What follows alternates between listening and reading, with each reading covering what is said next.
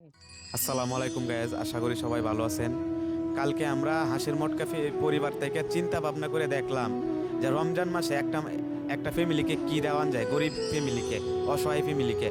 চিন্তা ভাবনা করে দেখছি যে আমরা অল্প টাকার বিনিময়ে যে কিছু মানে এই রমজান মাসে একটা মানুষকে হাসি ফোটানো যায়।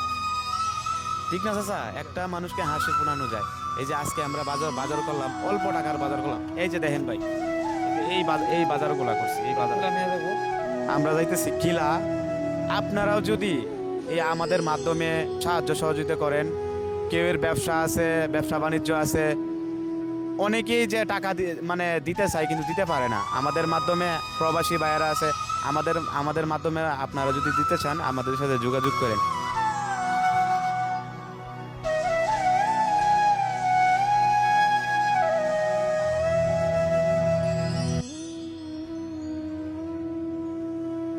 এটা হচ্ছে এই যে আমার দাদুর ঘর, আর উনার কিন্তু কেউ নাই। আমারে এই যে রুমনে ফোন দিয়েছে আমার বন্ধু রুমন, যে কিলাতে একজন আছে খুব অসহায় মানুষ। আর আমি আপনারা বলছিলাম যে যাদের কোনো সন্তানাদি নাই, ওনার প্রায় বয়স 70 বছর, ওনার জন্য আমি কিছু হাদিয়া নিয়ে আইছি, মানে রোজার কিছু হাদিয়া। আমরা ভাই এত না, আপনারা ভাবতেছেন যে আমরা মনে হয় অনেক টাকা পয়সা কামাই, কিন্তু আসলে এত টাকা পয়সা কামাই না। আমাদের যতটুক দেওয়ার সামর্থ্য অতটুকুই দিতেছি আমার দাদুরে।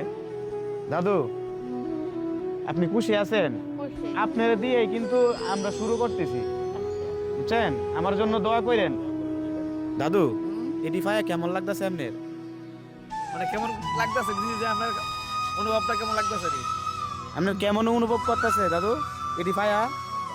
ভালো লাগতেছে না? ভালো লাগতো।